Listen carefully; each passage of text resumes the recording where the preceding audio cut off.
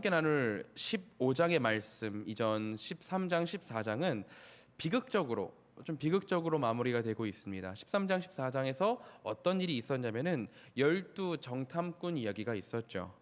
정예로 뽑힌 12명이 하나님이 주신 가나안 땅에 몰래 가서 정탐하고 왔고, 그 중에 갈렙과 여호수아는 가나안은 진정으로 하나님이 우리에게 주신 땅이다.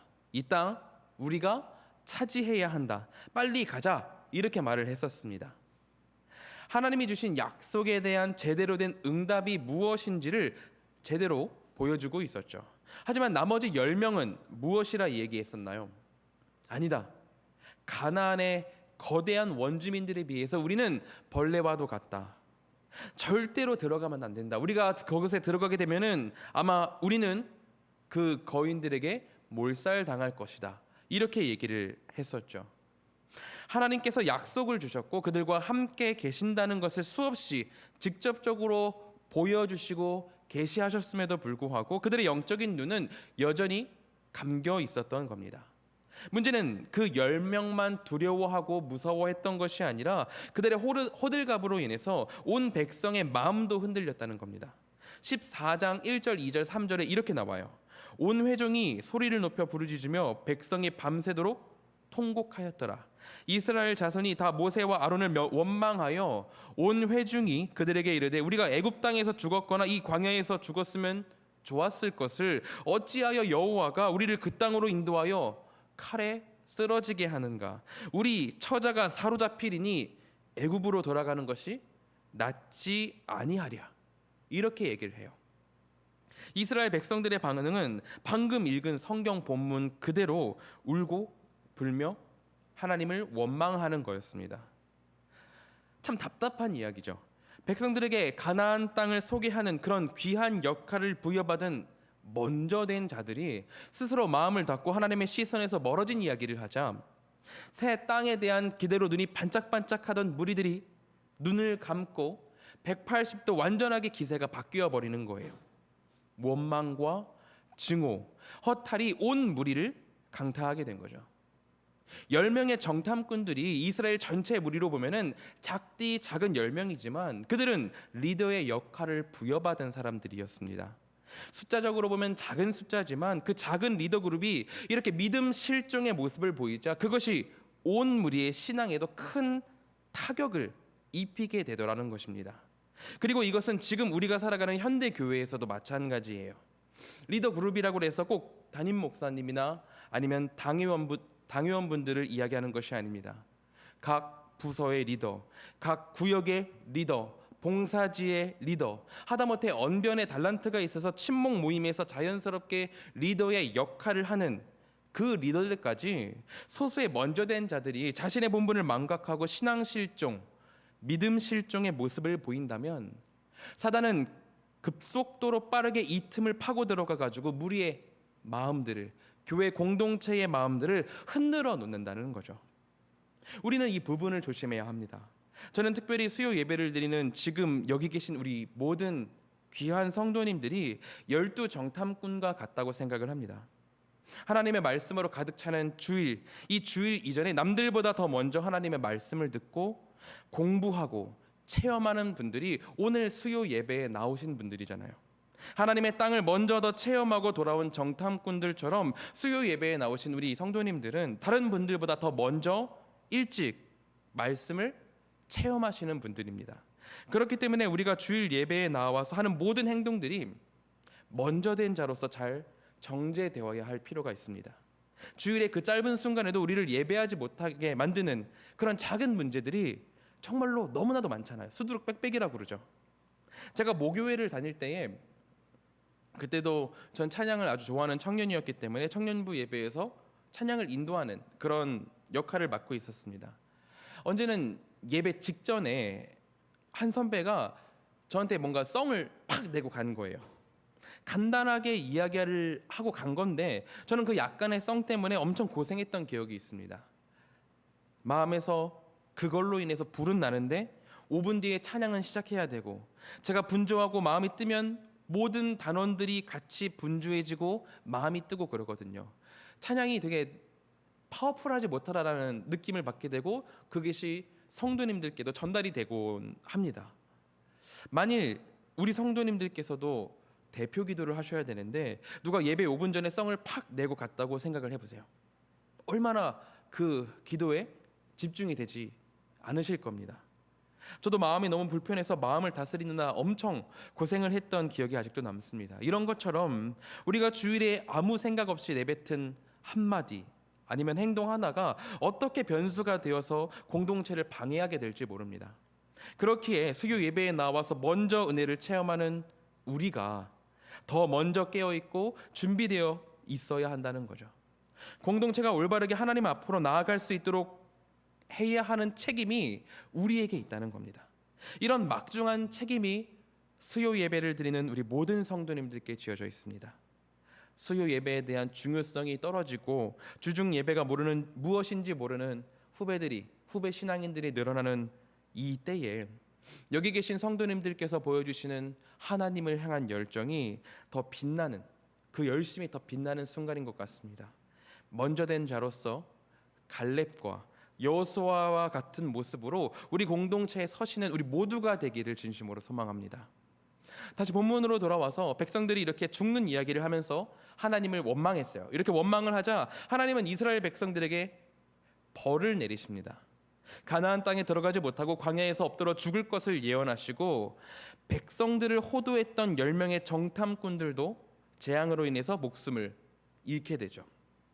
재밌는 것은 이렇게 형벌이 선고되고 나서, 그러니까 하나님의 뜻이 형벌, 너희들은 이제 형벌이다라고 정해지고 나서 백성들이 자기 스스로 이상한 방향으로 움직이기 시작했다는 겁니다. 14장 40절에 백성들이 이렇게 얘기해요. 아침에 일찍이 일어나 산 꼭대기로 올라가며 이르되 보소서 우리가 여기 있나이다. 우리가 여호와께서 허락하신 곳으로 올라가리니 우리가 범죄하였음이니이다. 14장 40절 요것만 읽으면은 엄청 신실한 것 같아요. 백성들이 하나님께서 허락하신 곳으로 우리가 올라가겠다. 가나안 이제 우리가 치겠습니다. 하나님 앞에 우리가 범죄했으니 이제라도 우리가 하나님께 움직여야 하지 않겠습니까? 라고 말을 하고 있는 것처럼 느껴져요. 하지만 이들의 행동, 지금 나와 있는 이 행동은 14장 40절에 나와 있는 이 행동은 뒷북이죠. 하나님께서는 형벌을 마음먹으셨고 하나님의 방향은 광야로 나아가는 거였습니다. 하지만 백성들은 뒷북을 치면서 하나님의 길과는 다른 길을 반대로 바라보고 있는 거예요. 광야로 다시 돌아가는 것은 싫고 어쩔 수 없이 가나안 땅은 들어가야 하겠으니까 하나님의 뜻, 지금 가지신 하나님의 뜻과는 대치되는 길로 나아가면서 그게 하나님의 뜻인 양 자신들의 뜻을 관철하고 있는 거죠. 자신의 뜻을 주님의 뜻인 양 교묘히 감싸서 내 뜻, 내 방향을 밀고 나가고 있는 겁니다. 이게 우리 인간들의 문제인 것 같아요. 제가 월요일에 젤리가 먹고 싶어가지고 위니빈이라는 곳을 갔습니다. 그 큰 쇼핑몰에 보면은 위니빈이라는 곳이 있어요. 여기가 어떤 곳이냐면은 비닐 봉투를 하나 받아서 자기가 먹고 싶은 젤리를 이렇게 골라서 넣는, 그래가지고 무게를 재서 가격을 매기는 그런 곳입니다. 젤리와 초콜릿 종류가 수십 가지가 있는 곳이거든요. 제가 생긴 거는 이렇게 생겼어도 딸기 맛을 굉장히 좋아하기 때문에 딸기 맛 제품들로 봉투를 채워넣기 시작했습니다. 그냥 딸기 맛 젤리, 딸기 맛에 신맛이 더해진 젤리, 그리고 보다가 딸기 초콜릿이라는 것이 있길래 그것도 넣었습니다. 그냥 하얗게 생긴 초콜릿이었어요. 동그랗게. 이게 왜 딸기 초콜릿이지 하고 넣었습니다. 나중에 자리에 와서 이거를 다 먹다가 이 하얀색 딸기 초콜릿이 생각이 나서 입에 넣었는데 그냥 밀크 초콜릿인 거예요.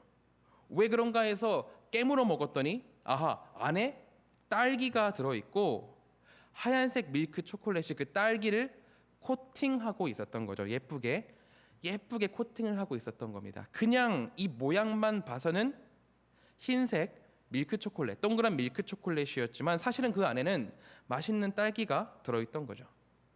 우리가 인생을 살아가면서 경험하게 되는 진짜 어려운 문제는 세상의 시련이 나에게 강하게 부딪혔을 때 이런 것이 아닌 것 같습니다. 내 뜻, 세상의 뜻, 이렇게 확실하게 하나님의 뜻과 반대되는 것은 사실 어떻게든 가려내고 버텨낼 수가 있어요. 검은색을 검은색이다라고 말을 하는 건 쉬운 일이잖아요. 그런데 진짜 어려운 문제는 내 뜻을 중간에 놔두고 그것을 하나님의 뜻인 양 예쁘게 코팅해서 내가 하고 있는 일은 하나님의 뜻이다라고 스스로 착각하게 만드는 그 문제가 정말로 어려운 문제인 것 같습니다. 14장에서도 하나님은 그것을 지적하세요. 하나님은 분명히 형벌을 말씀하셨고 그것으로 뜻을 정하셨는데 백성들은 다시 광야에 나가서 고생하지 않으려는 발버둥으로 우리가 어제 범죄했으니 오늘 하나님의 뜻대로 나아가야지 하면서 산을 오르고 있는 거예요. 그 상황에서 성경이 뭐라고 말을 하냐면 14장 44절에 그들이 그래도 산 꼭대기로 올라갔고 여호와의 언약궤와 모세는 진영을 떠나지 아니하였더라. 그들의 명분은 하나님을 위해서라고 했지만 하나님의 언약궤와 주님의 사람인 모세는 그들을 따라가지 않았습니다. 백성들을 따라가지 않았어요. 백성들의 진짜 의도는 하나님의 것, 하나님을 위한 것이 아니라 자신들을 위한 것이었기 때문이었어요. 코팅된 하나님의 일, 자신의 뜻 위에 하나님의 일이라는 명분을 코팅만 해놓은 그런 일이었기 때문에 하나님과 하나님의 언약궤와 모세는 그들을 따르지 않았던 거죠. 결국 그 난리를 피웠던 백성들은 어떻게 됐을까요? 이방인들이 산 위에서 내려와서 공격해가지고 그들이 진멸당하는 결과를 얻게 됩니다.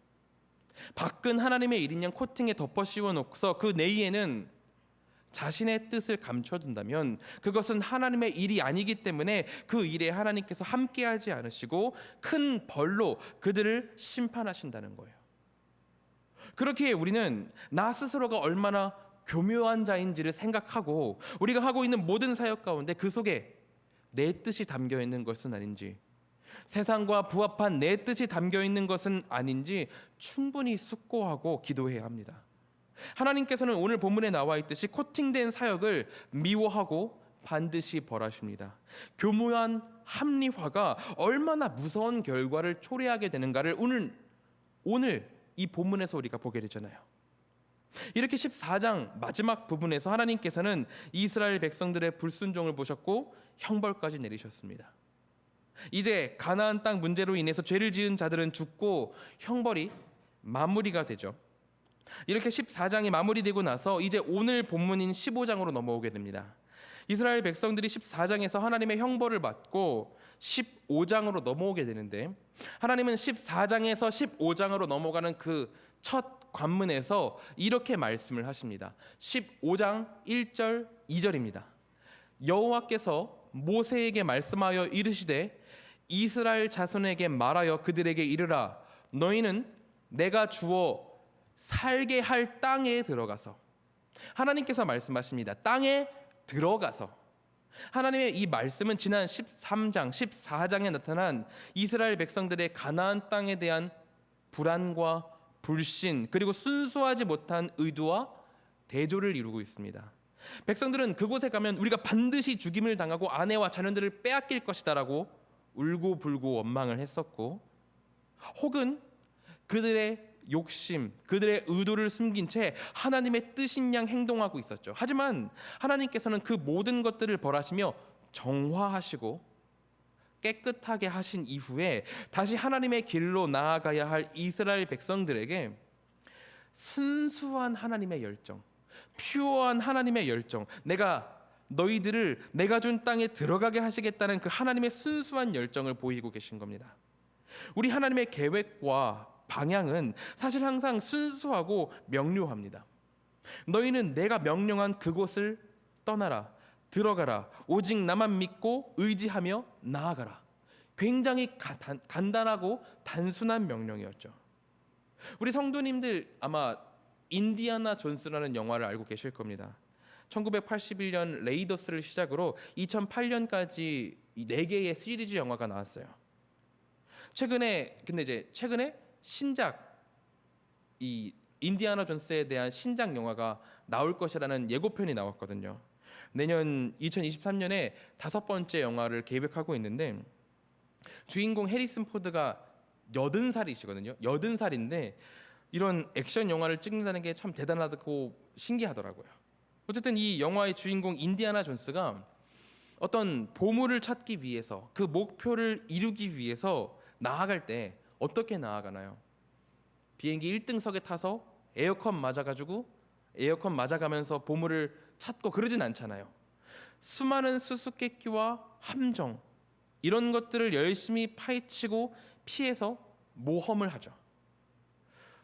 물론 집에 있는 걸 좋아하는 저로서는 왜 이런 험난한 길을 스스로 가는가 이런 이해가 안 되지만 이 주인공은 목표로 나아가기 위해서 미로와 퍼즐들을 풀며 헤치며 나아갑니다. 하나님께서 이스라엘 백성들에게 가나안 땅으로 가라고 명령을 하실 때 인디아나 존스처럼 퀴즈를 풀어야 되고 함정을 피해야 하고 이런 어드벤처 모험을 이런 영화를 찍으라고 하지 않으셨습니다. 피하고 뛰고 엎드리고 미로를 통과하는 게 아니었어요. 너무나도 심플했죠. 너희는 내가 준 땅으로 떠나라, 가라. 이것 하나였습니다. 이스라엘 백성들을 향한 하나님의 열정은 무엇보다 순수하고 간단하고 명료한 것이었어요. 하지만 가나안을 앞둔 이 가데스까지 오면서 이스라엘 백성들의 그 길들, 여행길은 어땠었나요? 한마디로 좌충우돌 우당탕탕이었죠. 마치 인디아나 존스가 퀴즈를 풀고 함정을 피하듯이 이런저런 일들로 가득한 게 이스라엘 백성들의 여행길이었습니다. 하나님의 명령은 심플했는데 그들의 길이 이렇게 복잡하고 어려워진 것은 무엇 때문이었을까요? 바로 아까 이야기했던 우리 인간들의 코팅 때문이었어요. 하나님의 명령을 명령 그대로 받아들이지 않고 내가 원하는 거, 내가 바라는 거를 하나씩 초콜릿 안쪽으로 숨겨 놓다 보니까 끝에 가서는 핀트가 하나도 맞지 않게 되는 거죠. 우리 유년부 친구들이 간혹 거짓말을 할 때가 있습니다. 뭔가를 했으면서 안 했다고 하기도 하고 뭔가를 안 했으면서 했다고 이야기도 해요. 자기가 먼저 가지고 노는 친구들과 가지고 놀던 공 뺏어가지고 저 멀리 뛰어갔으면서 자기가 안 가져갔다고 뻥치고 우기는 친구들이 유년부 친구들입니다. 근데 솔직히 우리 초등학생들이 아무리 거짓말을 잘해도 금방 들키잖아요. 초등학생들이 자기 속을 열심히 숨겨봤자 얼마나 잘 섬기겠어요. 앞뒤 안 맞는 말, 흔들리는 동공, 떨리는 목소리, 갈 곳 없는 손동작 이런 걸 다 하면 우리는 속으로 이 초등학생이 거짓말을 하고 있구나, 얘가 거짓말을 하고 있구나 이걸 바로 느끼게 되죠. 이 친구가 이렇게 거짓말을 하고 있을 때 제가 딱 전곡을 찌르는 질문을 하면 어떻게 될까요?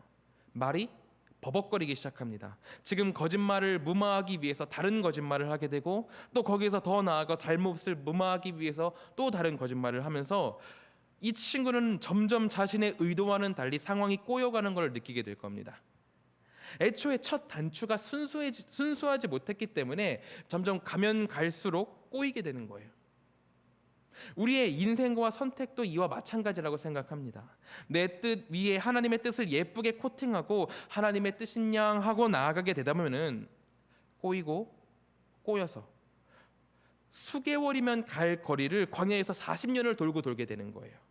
그래서 하나님께서는 13장, 14장에 잘못을 벌하시고 오늘 15장을 통해서 말씀하시는 거예요. 이스라엘 백성들이여 내 명령에 순수하게 반응하라. 단순하게 명료하게 내 명령을 따라서 움직이라고 말을 하고 계신 거죠. 그러면서 우리 그리스도인들이 순수해지고 단순해질 수 있는 유일한 한 가지를 15장 전체를 통해서 이야기를 하시는데 그것이 바로 약속에 대한 믿음이라는 겁니다. 그래서 15장 40절 41절 우리가 함께 읽었던 15장 40절 41절에 이렇게 말씀을 하세요. 그리하여 너희가 내 모든 계명을 기억하고 행하면 너희는 하나님 앞에 거룩하리라. 나는 여호와 너희의 하나님이라. 나는 너희의 하나님이 되려고 너희를 애굽 땅에서 인도해 내었느니라. 나는 여호와 너희의 하나님이니라. 하나님께서는 말씀하십니다. 내가 명령한 것 너무나 간단하다. 나는 너희를 애굽에서부터 불기둥과 구름기둥과 만나와 메추라기로 너희들을 보호해 왔다. 오직 내 계명을 기억하고 따른다면, 다른 복잡한 것 없이 이 길을 따른다면 너희는 거룩한 백성이 될 것이다. 이렇게 말씀하고 계신 거죠. 그리고 이어서 이제 하나님께서는 15장을 통해서 이스라엘 백성들이 가나안 땅에 들어간다면 무엇을 어떻게 행해야 될지를, 그렇다면 하나님의 명령에 이 믿음에 어떻게 반응해야 될지를 말씀하십니다. 여전히 간단하고 명료해요. 13절입니다. 누구든지 본토 소생이 여호와께 향기로운 화제를 드릴 때에는 이 법대로 할 것이요. 법대로 할 것이요. 하나님의 법대로 한다면, 하나님의 말씀에 온전하게 순종한다면 아무 문제가 없을 것이라고, 하나님을 기쁘시게 할 수 있을 것이라고 하나님께서 오늘 본문을 통해 직접적으로 이스라엘 백성들과 우리에게 말씀을 하고 계십니다. 그 땅에 들어가기 전부터 내 안위를 걱정하고 핑계를 대면서 못 들어가겠다고 하면서 빼거나 다른 것을 혼합하는 것이 아니라 지혜롭고 전능하신 우리 하나님의 법대로 그대로 나아가는 것이 하나님의 백성의 의무라는 것을 말씀하고 계신 거죠. 하나님의 명령에 따르는 것이야말로 하나님께 올려드릴 향기로운 제사임을 오늘 나타내시고 계신 겁니다. 이 사실, 이 진리는 현대를 살아가는 지금 우리 그리스도인들에게도 변함없는 진리입니다. 아직 성경이 각 언어로 번역조차 되지 않았던 옛날이나 인터넷만 들어가면 설교가 홍수처럼 나오는 지금 시대에나 이 진리는 변함없는 진리입니다. 그렇게 신앙의 선배들은 말씀이 명령하는 것이 무엇인가를 목숨을 걸고 요약해서 교리나 신앙 고백으로 보존해 왔고, 그것에 기초해서 성경의 적용이나 교훈이 왜곡되거나 치우치지 않도록 제시하고 있었습니다.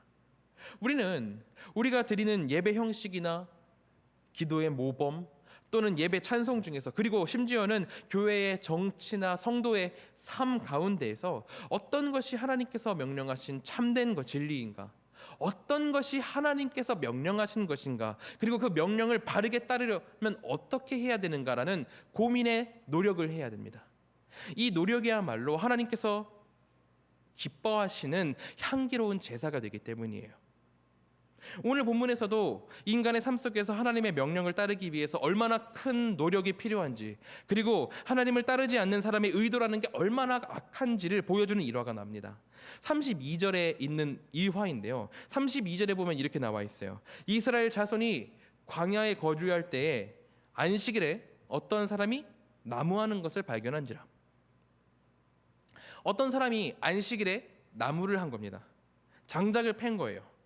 사람들은 안식일에 나무를 한 그 사람을 그대로 잡아다가 모세 앞에 끌어왔고, 모세는 하나님께 여쭙고 하나님은 그에게 형벌을 내리시는데, 어떤 형벌을 내리시냐면은 돌로 그를 치는 형벌. 마을 밖으로 진영 밖으로 끌고 나가가지고 그를 돌로 쳐서 죽이는, 처형하는 형벌을 내리십니다. 아주 무시무시한 형벌을 내리시죠. 안식일에 아무것도 하지 말아야 된다는 것은 우리가 잘 알고 있지만, 그렇다고 나무를 좀 했기로서니, 장작을 좀 팼기로서니 돌로 쳐 맞아 죽어야 하는 게 우리로서는 잘 이해가 되지 않습니다. 나무를 하러 간 게 왜 큰 죄가 될까? 이 답은 출애굽기에 나와 있습니다. 출애굽기 35장 2, 3절을 보면은 이렇게 나와 있어요. 제가 읽겠습니다. 엿새 동안은 일하고 일곱째 날은 너희를 위한 거룩한 날이니 여호와께 엄숙한 안식일이라. 누구든지 이날에 일하는 자는 죽일지니 안식일에는 너희 모든 처소에서 불도 피우지 말 것이니라. 오늘 나무를 팬 사람은 단순히 나무를 패는 업무를 본 게 아니었습니다. 바로 불을 피우기 위해서 나무를 했던 거죠. 장작을 만들어다가 불을 피우려 했던 겁니다. 불을 피우는 이유가 뭐죠? 추워서? 아니면 어두운 환경을 밝히기 위해서? 보통 이 상황에서 불을 피우는 것은 음식을 만들기 위해서입니다. 뭔가 먹을 것을 만들기 위해서 불을 킨 거죠. 하지만 하나님께서는 무엇이라 명령하셨죠? 하나님께서는 안식일 전날에 이틀치 양식을 거두고 미리 음식을 만두어 두어라라고, 그래서 안식일에는 움직이지 마라, 일하지 마라고 명령을 하셨습니다. 안식일에는 음식을 만드는 노동을 하지 말라고 충분하게 말씀하셨어요. 만약 음식을 만들어 놨다면 불을 피울 필요가 없었겠죠.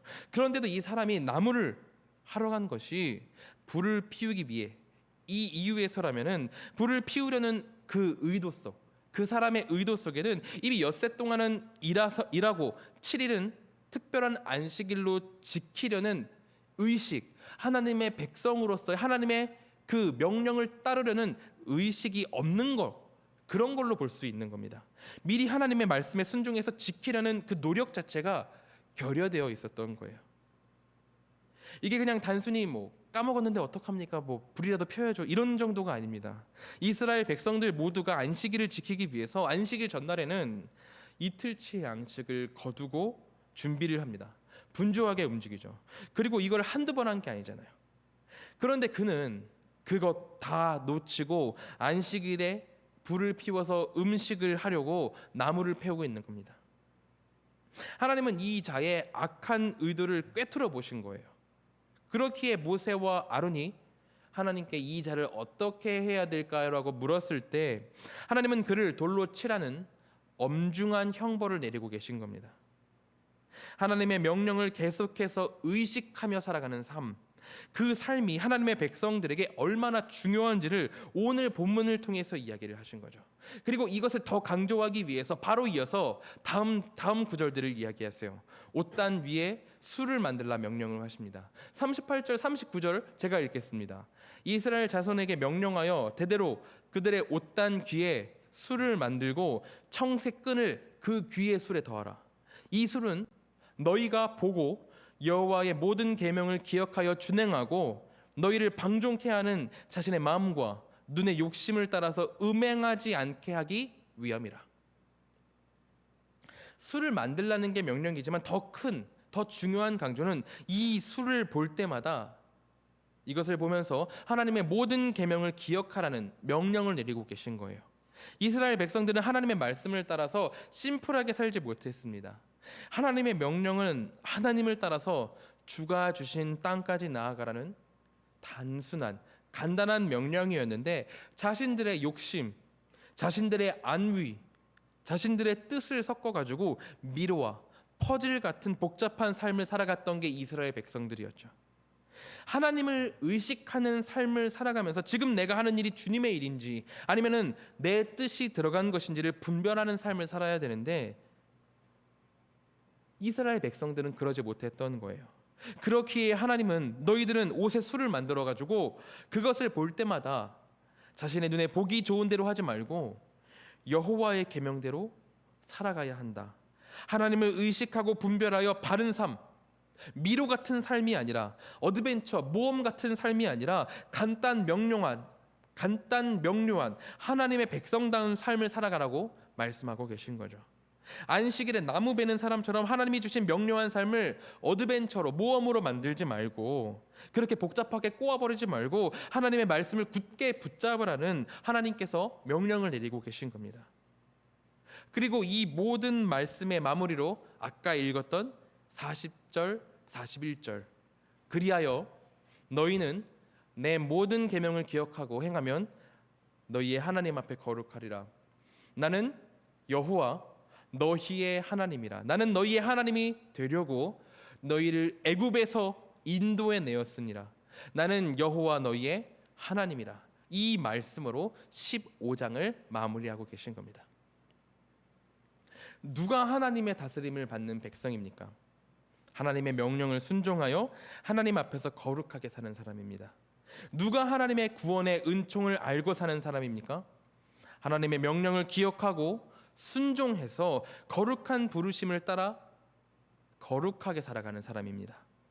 내 욕심과 의도를 섞어서 복잡한 삶을 살아가는 거 아니라 분별하여 하나님의 뜻만을 바라보는 것. 나는 벗어던지고 하나님께서 내게 베푸신 은혜를 기억하며 순종하며 살아가는 것. 하나님은 그러한 삶이 복된 삶이다라고 말씀하십니다. 오늘 예배에 나오신 우리 모든 성도님들께 이 진리와 은혜가 함께하기를 소망합니다. 우리가 스스로 복된 삶을 잡으려고 한다면 그건 더 복잡해지고 모험이 되게 될 겁니다. 하나님의 법을 붙잡음으로 순탄히 복된 삶을 살아가는 것이 가장 쉬운 복을 받는 방법입니다. 이것을 기억하며 하나님의 법을 따라서 하나님의 방향을 따라서 살아가는 우리 모두가 되길 진심으로 축원합니다.